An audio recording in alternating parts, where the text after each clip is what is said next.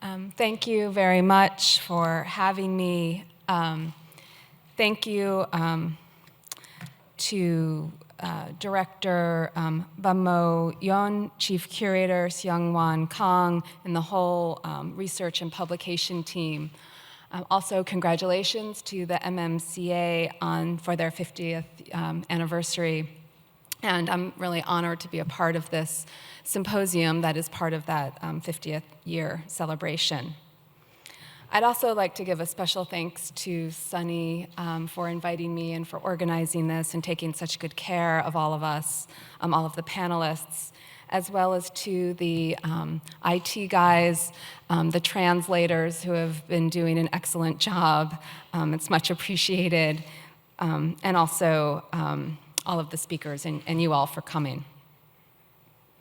So I just learned this morning that Donald Trump is coming to South Korea tonight, and that part of his visit, or as part of his visit, he plans to go to the DMZ. So learning that, I just want to say that you should hear this presentation as part of my own protest against the legitimacy of his presidency in the United States.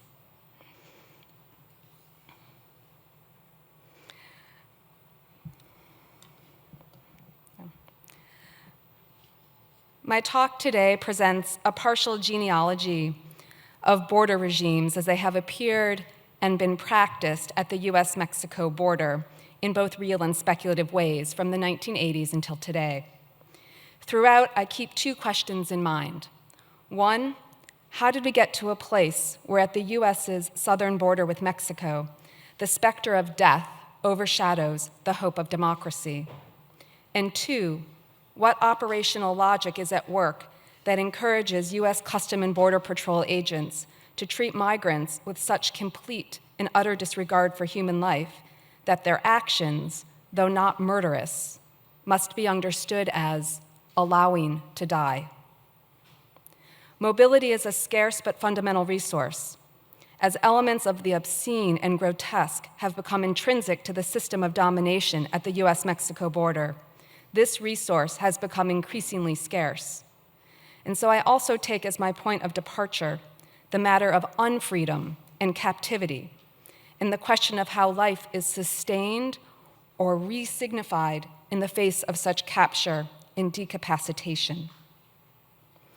And I guess I want to add as well that in thinking about mobility as a resource, I just want to invite you to think about mobility not just, or immobility, as a resource that's not just about crossing national borders, but about all sorts of borders, including perhaps the border of the museum, since we're here talking about museums today. Okay, so today I will identify 4 different border regimes with regard to the border at the US-Mexico crossing, each examined and imagined through the work of 1 or 2 artists. First, postmodern hybridity, which I'm dating from the mid to late 1980s to the early 1990s. The second, NAFTA and the neoliberal dream, covering the years of Bill Clinton's and George W. Bush's presidencies. Third, Obama-era optimism covers the years of Obama's presidency from 2008 to 2016, and might really, or is best thought of as a subcategory of the neoliberal dream. And finally, the fourth, what I'm calling Trump's theater of cruelty. When discussing this last, rather than think through an artist's work, I will look at the Trump administration's efforts to manage visuality, and create mediagenic events out of complex historical experiences, such as those related to the migrant caravans that include thousands of individuals walking their way to the US-Mexico border from countries of the Northern Triangle, which includes Guatemala, El Salvador, and Honduras. I will also say that visuality is used here in the sense, in Nicholas Mirzoff's sense of the word, meaning I'm less interested in images as individual objects of study and more interested in how a visual schema becomes, in Mirzoff's words, quote, both a medium for the transmission and dissemination of authority and a means for the mediation of those subject to that authority. And then one final point before continuing, I want to emphasize as well that I'm not presenting a kind of history of border art, nor do I seek to show how a once humane borderland has become increasingly less humane over time, although I think one could make an argument about that, but that is not my purpose. Rather, I'm trying to think about how existing within each regime, there are moments of hope and horror, which I think the smart and border-breaking interdisciplinary works of art that I'm going to look at will reveal. 1, hybridity. On screen now, you're looking at an installation shot from Guillermo Gomez Peña and Coco Fusco's 1992 performance, Two Undiscovered Amerindians Visit the West.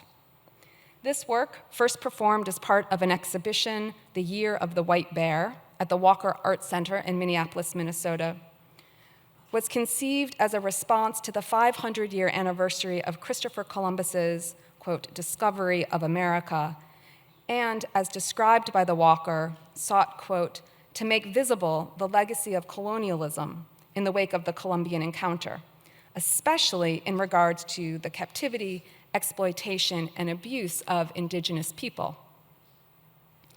Though we're now used to revisionist histories of Columbus's encounter with the Americas, confronting issues of conquest and genocide, less addressed is Columbus's decision to return to Spain with a number of Arawaks, the American Indians he first encountered, for the purpose of putting them on display in the Spanish court. Two Undiscovered Amerindians Visit the West engages this aspect of Columbus's story, this desire to put people on display. And in the performance, Gomez Peña and Fusco put themselves on display for the purpose of entertaining others, presenting themselves as indigenous Guatemalans, natives to the fictitious island of Guatemala, a place somehow miraculously untouched by colonization. The artists stand, sit, sing, dance, converse in their made-up native language, and stage various artificial rituals, all while confined in a gold cage.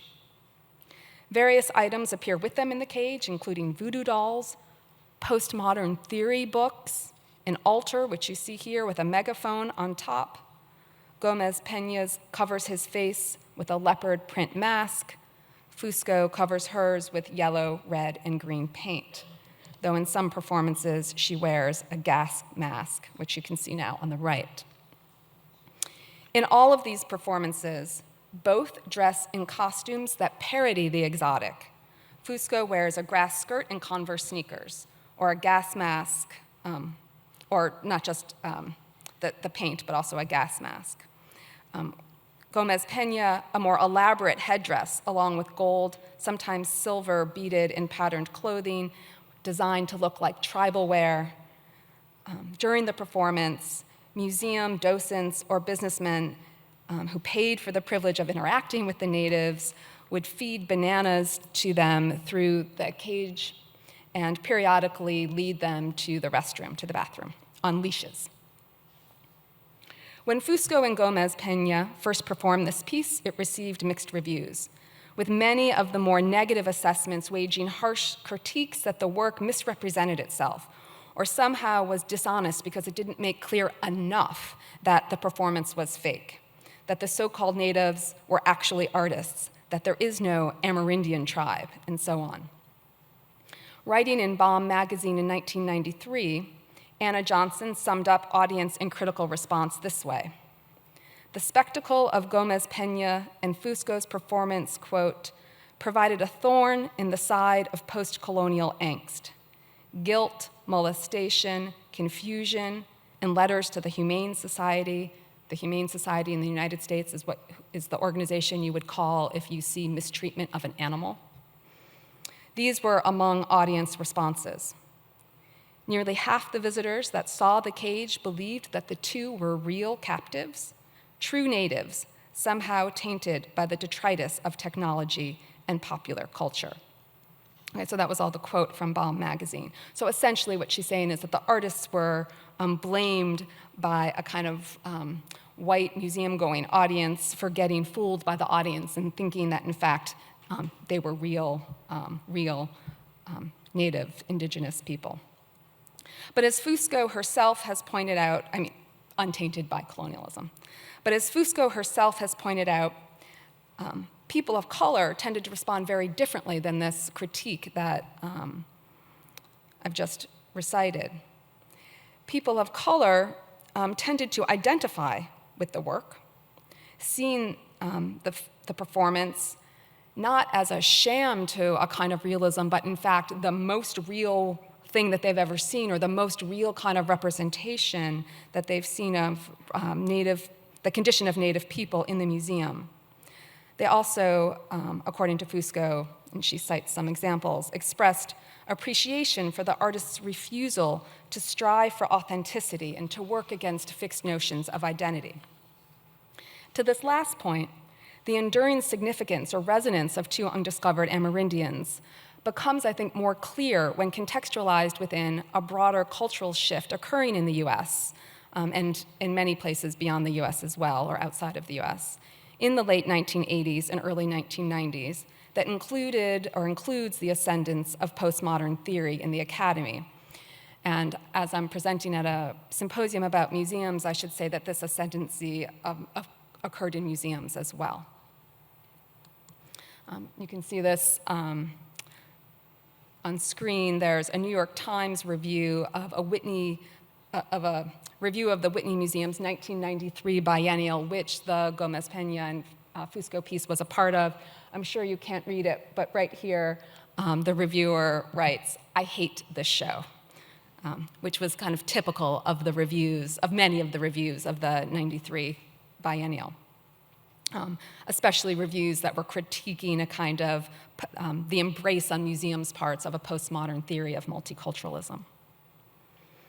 Of particular interest, though, to artists, especially artists of color, and to museums seeking to become more diverse and democratic at this time, was theoretical work that conceptualized terms like ambivalence, hybridity, and borderlands. Homi Bhabha's theory of hybridity, as elaborated in his important text, The Location of Culture from 1994, is obviously key here, as is Gloria Anzaldua's theory of mestiza or border consciousness, and of course, Gayatri Spivak's attention to margins, which included a reconfiguration of the center such that the marginal was no longer envisioned as outside looking in. And so while two undiscovered Amerindians visit the West doesn't literally address the US's southern border, conceptually, as a mode of representation, it does. Though I should mention that during this period in the late 1980s and early 1990s, Gomez Peña did also directly engage the US-Mexico border with his Border Arts Workshop, an artists collective that operated in the Tijuana-San Diego region to promote transculturality. Fusco was not a member of that group, of the Border Arts Workshop, but she did write about them, explaining, quote, "The group has claimed the border as an intellectual laboratory and as a conceptual territory to explore the complex relationships between the North and the South." So she's calling the borderland in this quote, right, an intellectual laboratory. Words that just a few years later could have been used to describe two undiscovered Amerindians, and that articulates some of the key aspects of this border regime and the excitement that was felt at the time around the theorization of hybridity. When Fusco has written specifically about two undiscovered Amerindians, her language is also telling. Reflecting back on this work 20 years after its first performance, she maintained that neither she nor Gomez Peña convincingly performed their roles as savage other, yet, now in her words, what we promised to be for others was enticing and familiar, even though the ethnographic display of human beings as curiosities was a defunct practice by the time we launched our tour. We offered forbidden fruit for a multicultural moment, a blatantly racist display, and elicited shudders of pain and pleasure. The political implications of these ambiguous responses constituted a hot potato for museum bureaucrats and cultural theorists. While it was fine to acknowledge racist errors of the past, it was an entirely different matter to support art that elicited racist pleasure in the present. As Gomez Peña and Fusco performed their own hybridity, wearing Converse sneakers with a grass skirt, or a Mexican wrestling mask with a loincloth, or reading postmodern theory while also speaking in a made-up, supposedly indigenous language. As they performed this hybridity, which was supposed to be emancipatory and liberating, it turned out instead to show how trapped people are in their own essentialism. The gilded cage revealing in the end the locked-up nature of the culture wars and identity politics. And in what can only be considered a cruel twist, the mechanisms of violence and suffering, the questions precisely unfreedom and captivity, which were only implied, imagined, or remembered in the performance as it referred back to the 19th century practices of caging and displaying humans, have become real. And what you're looking at on screen now, on the right, is a view of people being detained by US Customs and Border Patrol at the US-Mexico border. 2, NAFTA and the neoliberal dream. In 1994, the United States, Mexico, and Canada signed an agreement establishing a trilateral trading bloc in North America called the North American Free Trade Agreement, or NAFTA.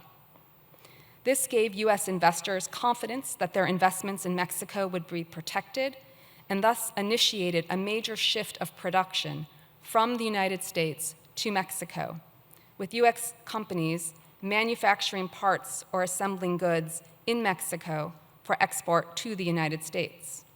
The attraction was low wages and weak environmental or other regulatory standards, which concurrently put downward pressure on wages in the US. NAFTA also liberalized agricultural trade and led to the export of corn and grains from the United States to Mexico, which then had the effect of undermining the livelihoods of many poor peasants in Mexico who had earned their livelihoods through through farming, spurring mass migration from Mexico to the United States. Ursula Beeman's 43-minute video essay, Performing the Border, takes as its subject the spaces and experiences created by NAFTA, specifically the gruesome living and working conditions of women employed in maquiladoras, or export assembly plants, in the Mexican-US border town known as Juarez City. The piece revolves around and theorizes the border named in its title, the border as a blurred line, as a real and artificial divide between two nation-states, the border as a real and artificial divide between actual and virtual bodies and between material and virtual spaces, the border as a divide, real and artificial, between individuals, between one and another. And on screen now are 2 stills from the video. On the left, you're looking at an ID card from a maquiladora worker who was murdered. On the right, a still from the video of an activist talking about the enormous number of killings and murders that happen in Juarez City, particularly of women workers. She's explaining here that the clothes from one murdered or missing woman, such as the woman on the left, sometimes turn up on different bodies of women. In the bleak borderland territory that defines the space of performing the border, Beeman's video outlines the myth of disposability that governs the lives of the young women who work in Juarez's assembly plants. Their bodies so exchangeable that it's no longer possible to distinguish between them. Right? So the person who is, or persons murdering them shifts the clothes of the women. These women experience the violence of the neoliberal economic structure on their bodies. The body that is supposed to work is the same body that is continually under attack, the body that is a priori consigned to eventual decapacitation and eventual death. The video is split into 4 chapters: the maquila, the settlement, the sex trade, and the killings. Because of time, I'm just going to show a very brief clip from the maquila section, a segment that displays workers, mostly women, exiting a bus that brings them to work in the morning. So actually, can you guys start that? I'm not sure how to. 20 years ago, the US industry started to install their cheap labor assembly plants called maquiladoras, the golden mills south of the border. In a matter of a few years, they attracted thousands of new workers into the zone, making the borderline into borderland, a cultural corridor, an uncharted territory inhabited by millions of people who vacillate between rural and urban, between a world of street vendors, streets of sand, and the production of high-tech equipment for the information industry.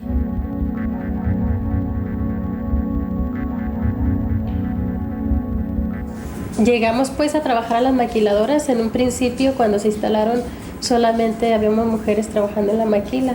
Eso hizo que cambiara un poco el patrón cultural que tenemos como mujeres mexicanas, ¿no? Porque siempre la tradición en México era que las mujeres se quedaban a trabajar en su casa y los hombres, hermanos, tíos, lo que fuera hombre en la familia, era quien sostenía el hogar.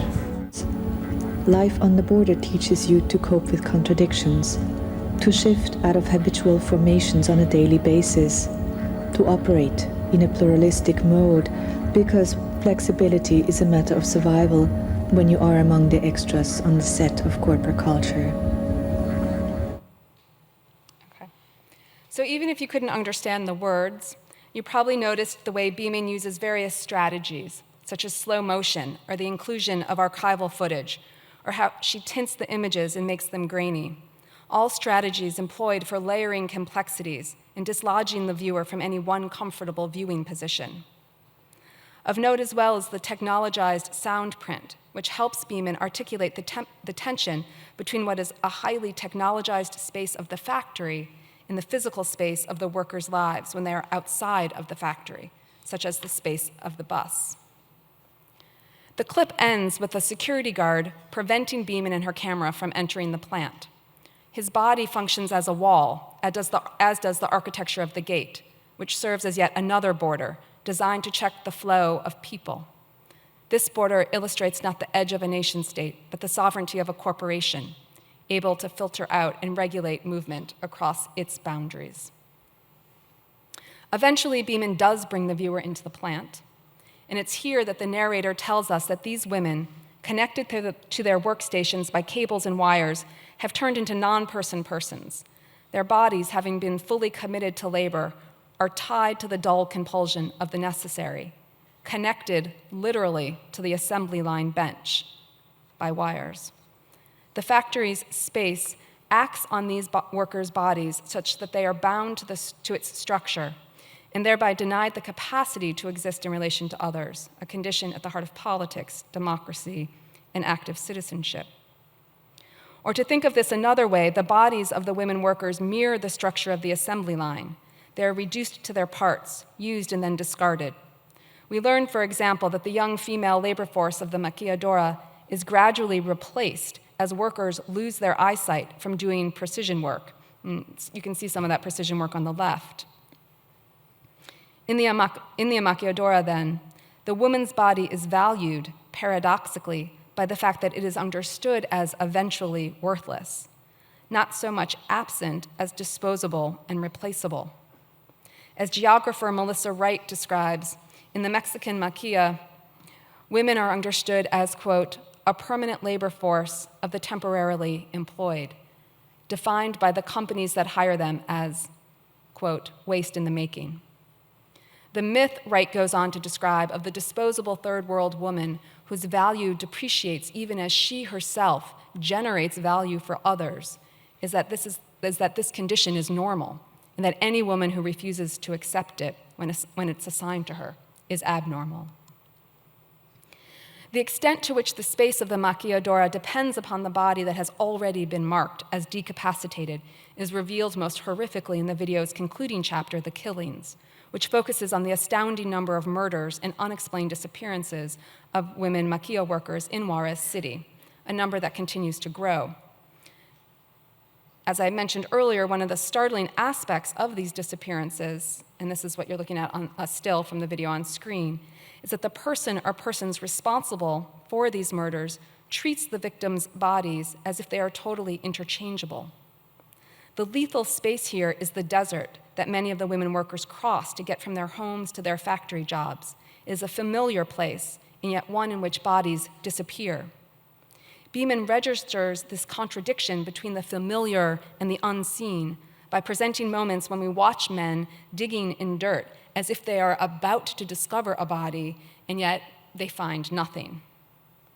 Thus, in portraying these empty or nothing spaces, Performing the Border also exposes the system of enforced invisibility that is critical to the myth of the disposable woman and to the neoliberal border regime, where bodies are made available to capital for injury in what Deleuze and Guattari designate the pre-disabled. Debilitated bodies are more valuable than dead ones because they are kept in capital circulation, and yet the dead bodies in the streets and desert of Juarez City function as a reminder that at the border, the threat of violent death prevails as a technique of governance. 3, Obama-era optimism. When Barack Obama was elected president of the United States in 2008, it was with a sense of optimism, a feeling that maybe big changes would come to American society, like health care for all, or increased power for workers, or that corporations would be held accountable. In reality, the Obama years saw the continuation of many of the same policies that preceded his administration. Still, the sense of possibility that emerged after Obama's election nurtured a number of projects that expressed hope about the future, particularly with regard to the suspension of racial debilitation, including the work of architect Teddy Cruz and his collaborator, political theorist Fona Foreman. The studio Teddy Cruz Foreman is based in San Diego, California, and the studio's various projects mix architecture, urban planning, community activism, and theoretical speculation to highlight the dynamism of the San Diego-Tijuana border where Cruz and Foreman live. Cruz's project Manufactured Sites, for example, which is on screen now, proposed a system for stabilizing the architecture of homes in the ad hoc settlements growing around the US border in Tijuana. His idea was to develop a scaffolding system that would provide a secure foundation for a home, and then around that foundation, residents could build out using various kinds of cast-off industrial materials, such as sheets of corrugated metal, tires, milk crates, cinder blocks, and so on. This system would allow people to build vertically and create some order in what are currently disjointed and jumbled shanty towns. Cruz also imagined or proposed that the scaffolding could be manufactured in the maquilladoras, just to give you a sense of the kind of possibility and hope that he's engaged with. So just to be clear, these images are renderings. These are not photographs. It is a speculative project. But what Cruz says about it reveals a lot about his and Foreman's practical and theoretical approach. Quote, "Our research at the San Diego-Tijuana border," and he's writing this in 2014, "has focused on the informal, not as an aesthetic category, but as praxis, a set of functional urban operations that allow the transgression of imposed political boundaries in top-down economic models. The informal is the site from which to produce new interpretations of infrastructure, property, and citizenship." The word informal for Cruz and Foreman encourages collaboration and negotiation. It allows for mistakes and flexibility.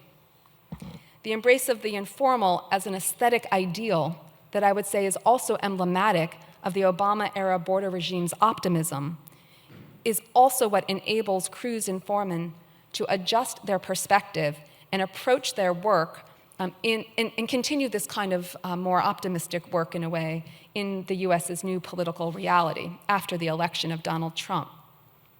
To quote Cruz again, only this time from 2017, so after Trump's election, quote, "If the conversation in the next 4 years is about building a stronger border wall, then we now need to ask how we are going to create opening in that wall.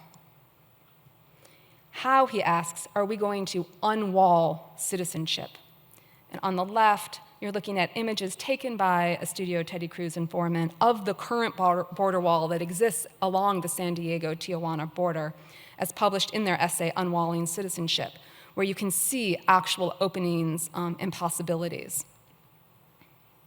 And on the right is the prototype for Trump's wall, where you have these like giant things, and yet there's tons of space all around, but the focus isn't about the space, it's just on the actual rigid wall.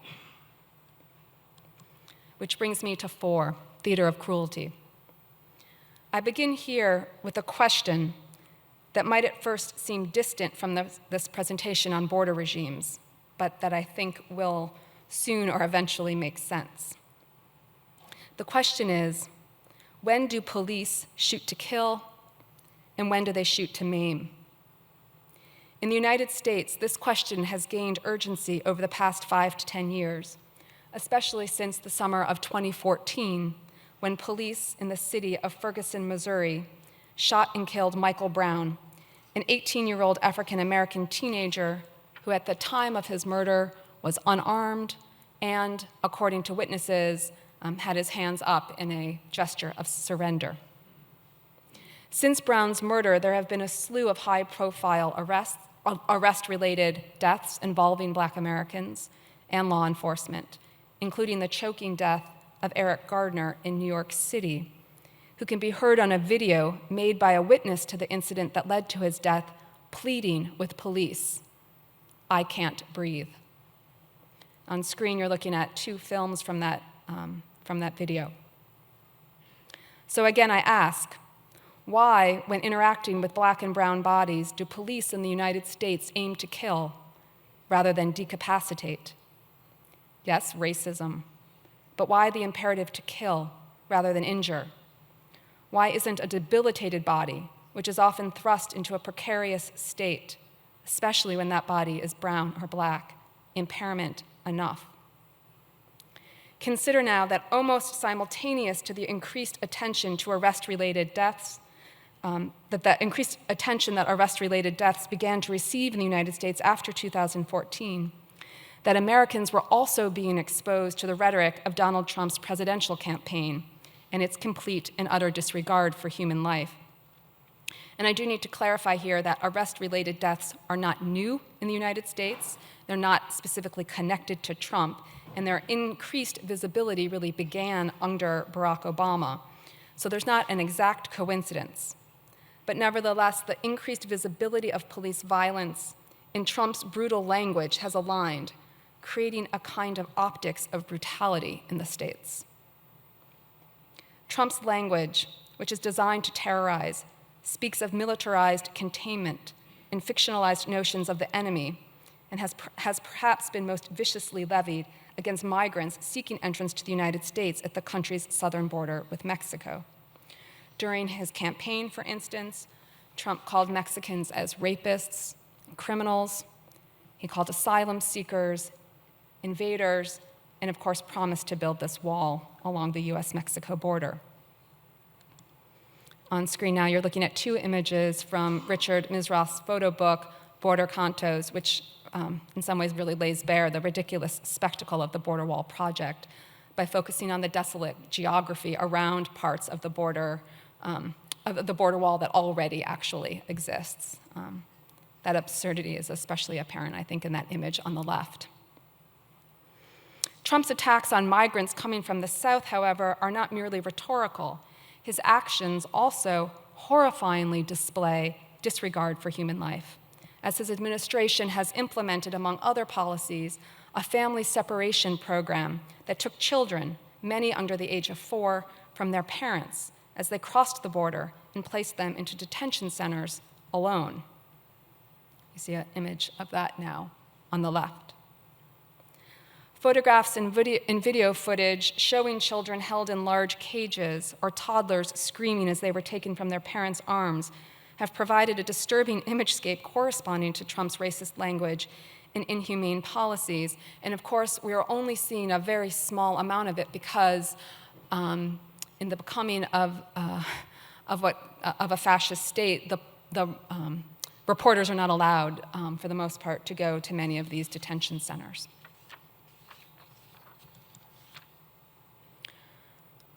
On screen now is a photograph of Central American immigrants making their way to the US-Mexico border in a walking caravan.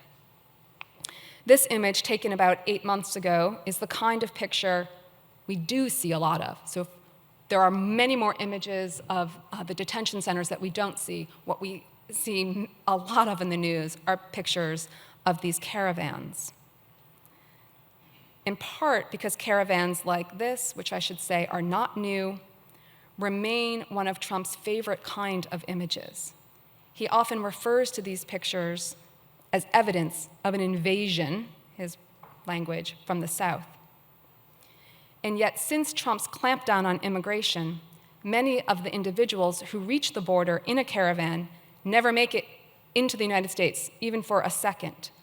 This results in part from the Trump administration's decision to increase the presence of Border Patrol agents, but more significantly from another Trump new practice, which is refusing to let migrants claiming asylum, refusing to let them stay in the United States while their asylum claims are pending, a practice both illegal and, like the family separation policy, cruel.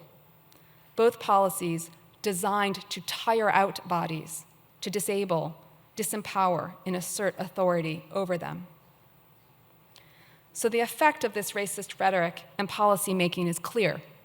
In the past year, at least 7 children are known to have died in immigration custody after almost a decade in which not a single child reportedly died while in the custody of U.S. Customs and Border Protection.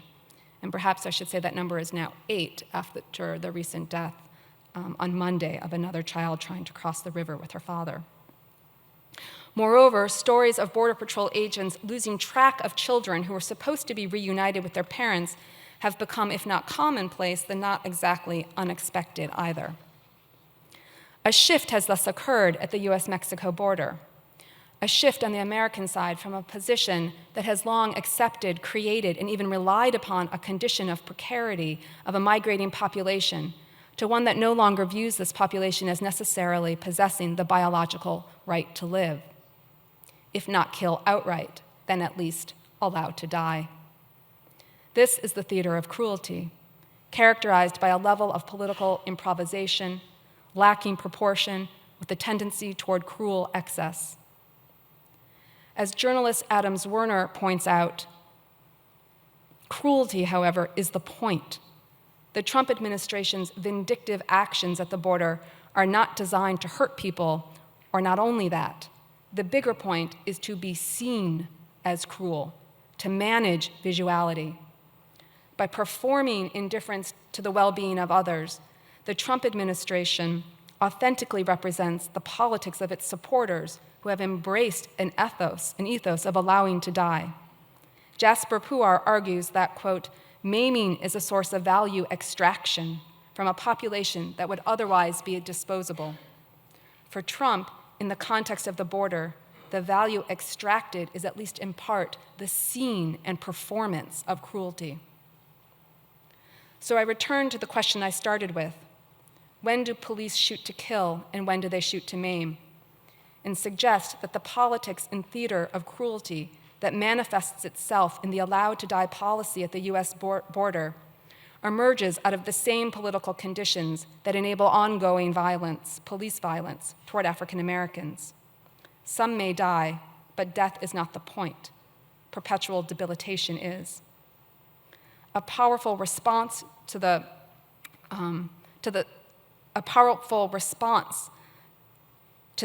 Eric Gardner's plea then, the plea, I can't breathe, is one that embraces community in the face of isolation and death.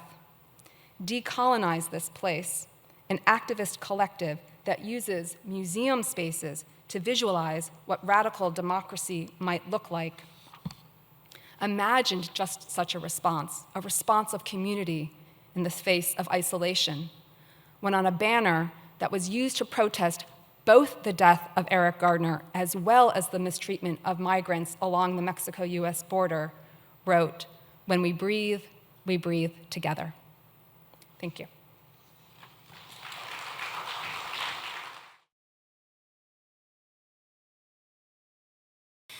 그러면 본격적으로 토론으로 들어가겠습니다. 일단 제가 그 첫 번째 드리는 질문은 굉장히 큰 질문이고 또 두 분께 모두 어떤 답변을 부탁드려 보겠습니다. 그리고 두 번째는 그 두 분의 실질적인 그 발표와 관련을 해서 조금 더 어떤 대화를 나눌 수 있는 그런 질문을 짧게 드리고요. 그 다음에 그 방청석에서 질문을 받아보도록 하겠습니다.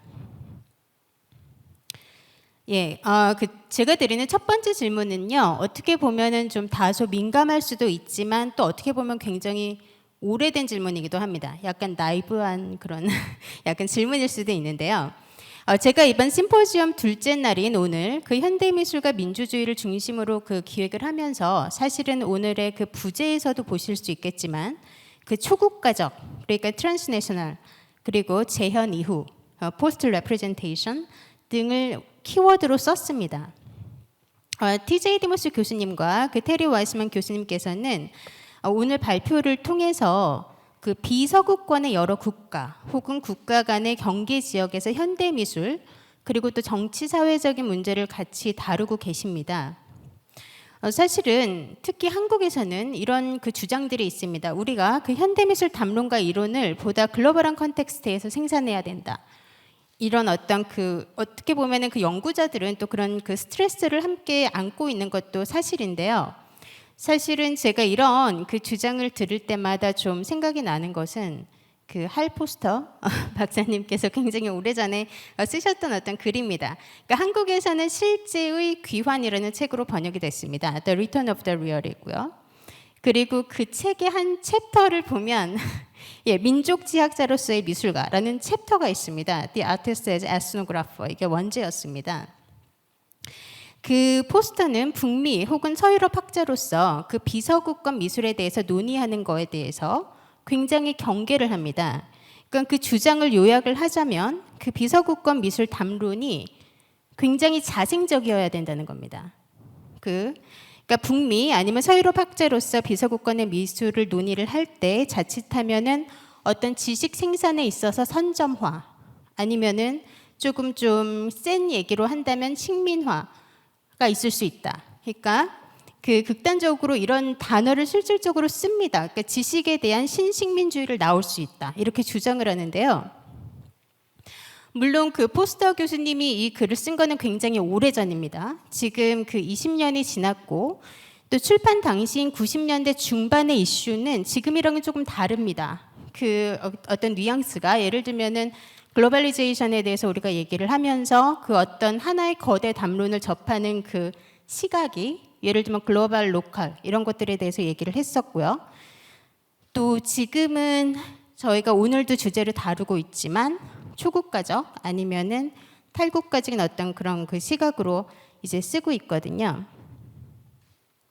어떻게 보면은 그 비서구권 그리고 서구권이라는 이런 이분법적인 그런 그 태도 자체가 지금은 굉장히 좀 오래되어 보이기도 하는데요. 어쨌든 저는 여전히 좀 궁금합니다.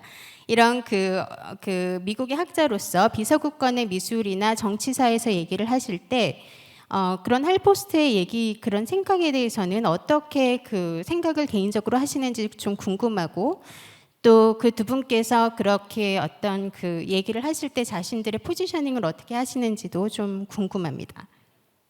그러면은 한번 답변을 들어볼 수 있을까요?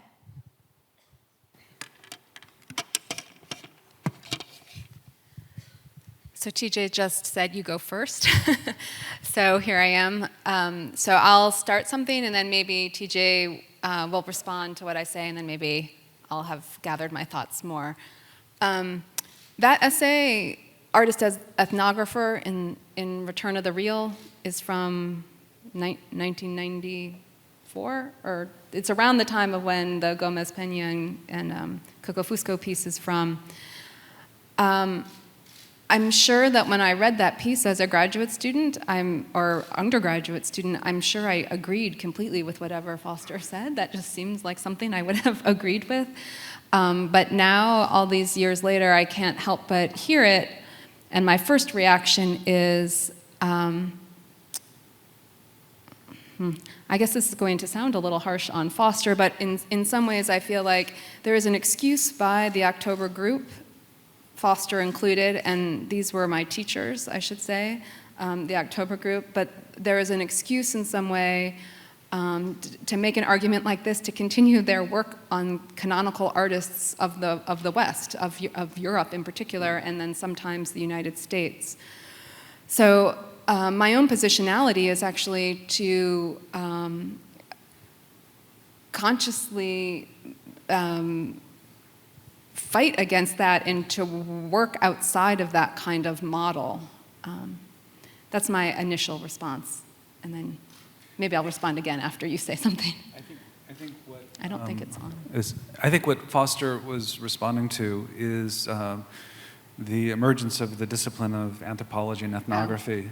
Yeah. And so he was expressing a lot of justified concern for the way that globalization within art history and curatorial practice and other market formations in the 90s with the fall of the wall and the New World Order that was being established in the 90s was potentially perpetuating tropes of anthropology that were indeed related to colonialism for hundreds of years.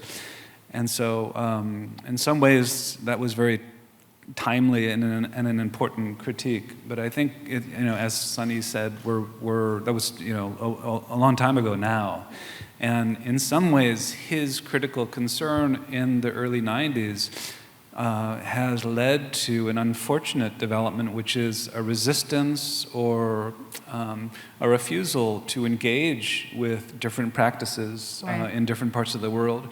That can reestablish, in an ironic way, a kind of provincialism within a U.S. art historical perspective, when that discipline, at least in the States, can be, in some ways, very conservative in terms of refusing to look beyond and resisting the potentially progressive and radical potentials of globalization. For instance, in the way that Okwi and Weser at the time was articulating the international exhibition site as a possibility for what he called a diasporic public sphere, which could move beyond nationalism and colonialism itself.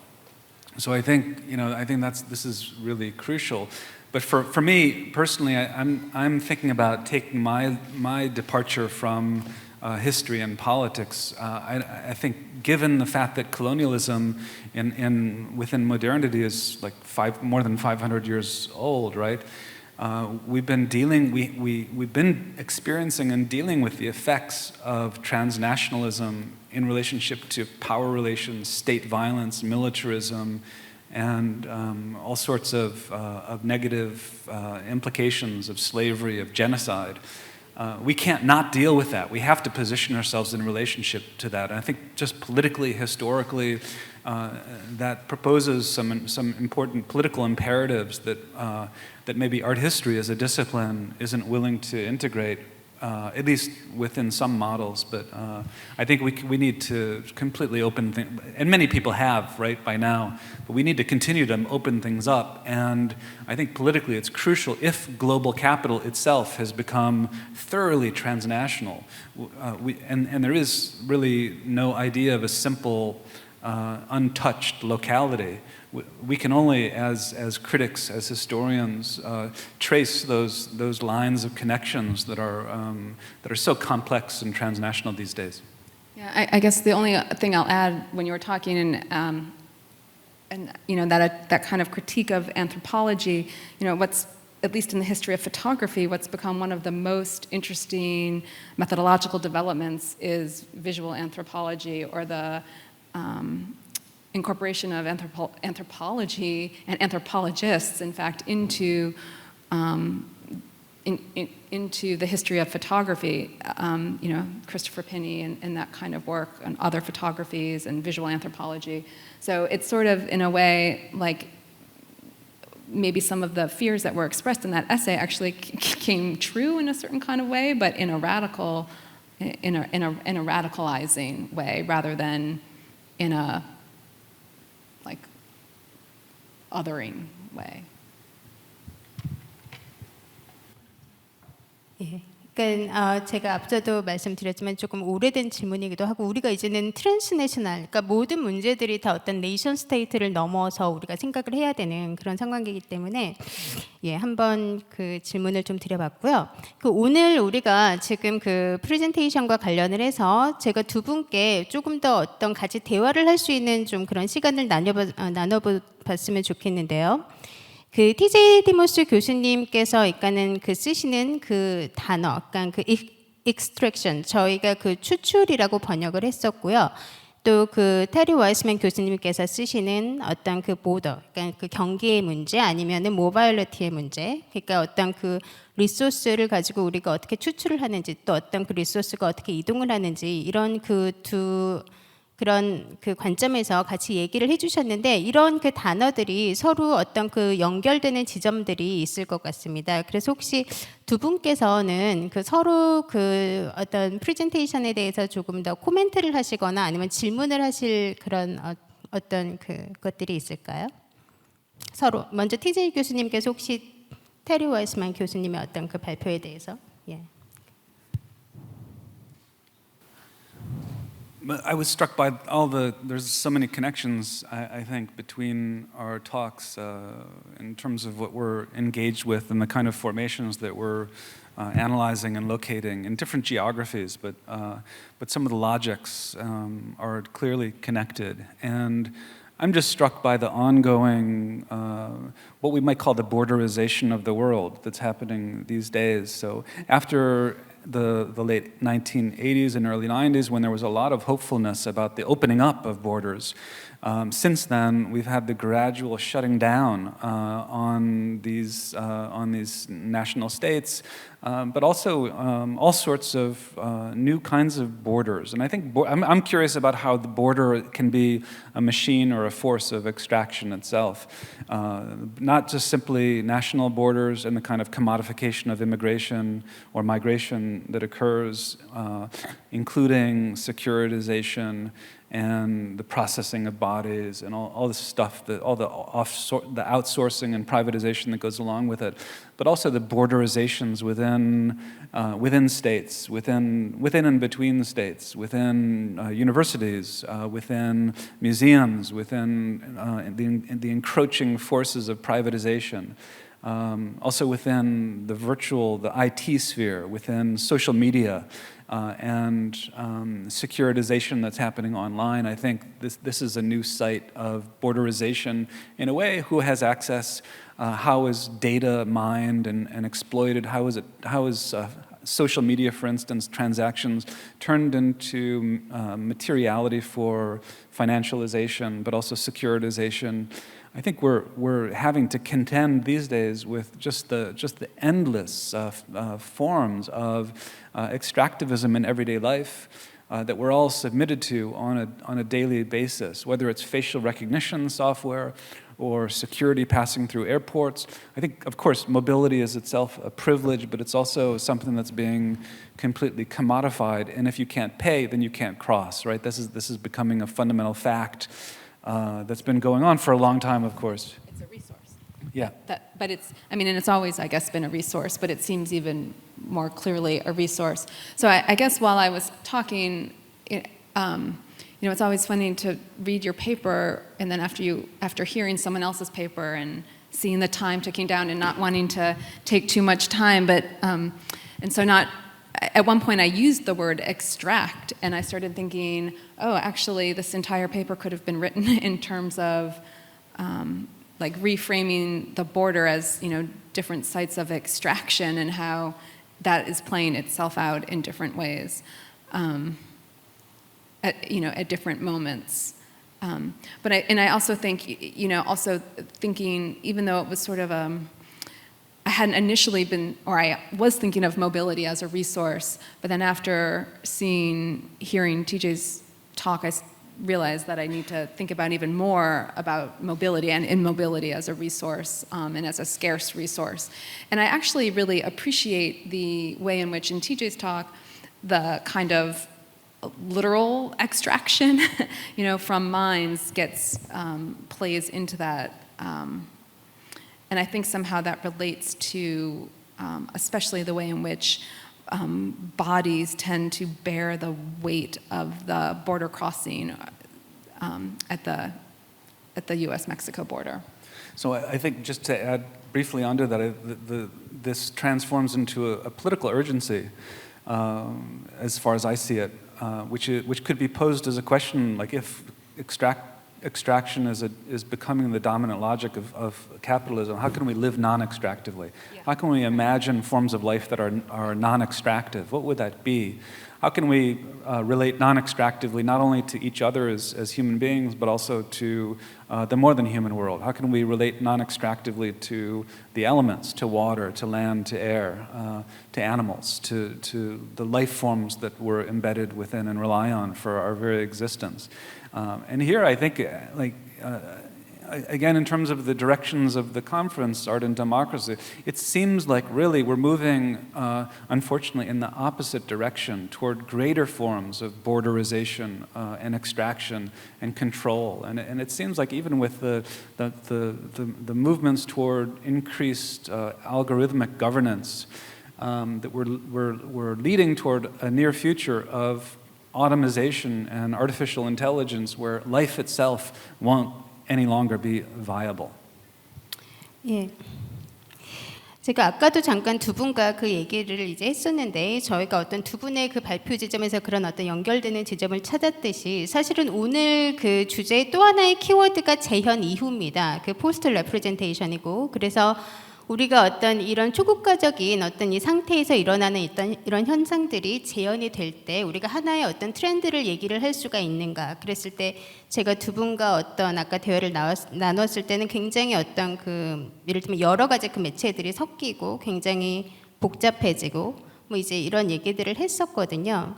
그래서 우리가 아까 그 예를 들면 그 타리 와이스만 교수님 발표에서도 얘기를 했지만 우리를 둘러싼 이 많은 그런 그 시각 문화 환경에서 어떻게 보면 우리가 조금 더 좀 비판적으로 접근을 할 수 있을까? 왜냐면은 어떤 작가들도 굉장히 복잡한 어떤 그 미디어를 쓰면서 자신의 작업을 하지만 사실은 우리를 그 둘러싼 그런 그 환경들도 굉장히 뭐 못지않게 굉장히 더 매력적이기도 하고 어쩔 때는 예 그렇거든요. 그래서 우리가 어떻게 이런 그 시각적인 재현을 좀 더 비판적으로 접근할 수 있을까 이런 거에 대해서 혹시 좀 코멘트를 하실 게 있을까요?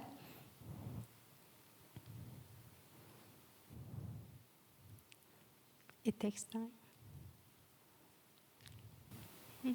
I'm curious about, I'm not curious, I'm really interested in the term representation, and there's been a lot of discussion for a while now that we're moving toward a post-representational mode of not only artistic practice but political formation. So we know that representative democracies in some ways are fictitious. We're seeing the reality of that in the States right now, where political leaders hardly can be said to represent the interests of people. There's all sorts of reasons for that, including corporate lobbying and finances within politics. But at the same time, we're moving toward a post-representational aesthetic condition where, on the one hand, a lot of artists are questioning the factual possibilities of representation and moving beyond into fictional areas, not just in ways that can be escapist, but also as really interesting critical and creative ways of inventing new forms of producing the world or reproducing conditions of existence. So documentary fiction, for instance, is a really interesting formation within experimental artistic practice.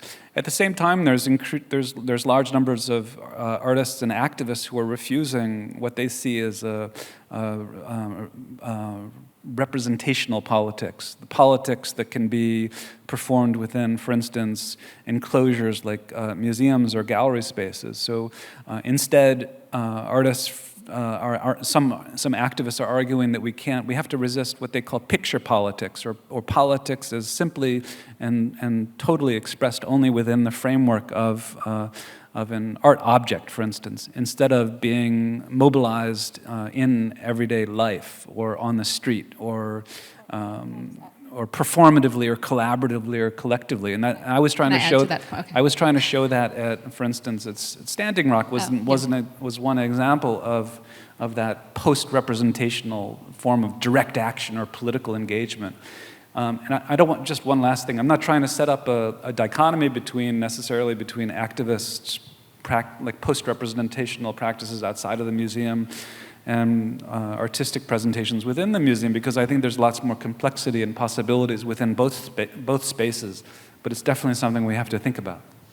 Yeah, so my point is, I mean, maybe, I can't tell if it's a small point or a larger point, but when you were talking, what I was thinking during the presentation, during your presentation, TJ, and then like thinking about my own, is in particular, and this isn't so much about post-representation, but in particular, the way in which sound has become so important as maybe a counter to a kind of picture politics. So, you know, Beeman has a very particular way in which her videos sound, and you know, the other works you showed did as well. But then also I started thinking about, with police brutality in the United States, every one of these really high-profile incidents has almost a soundtrack to it, like Michael Brown is Hands Up, Don't Shoot.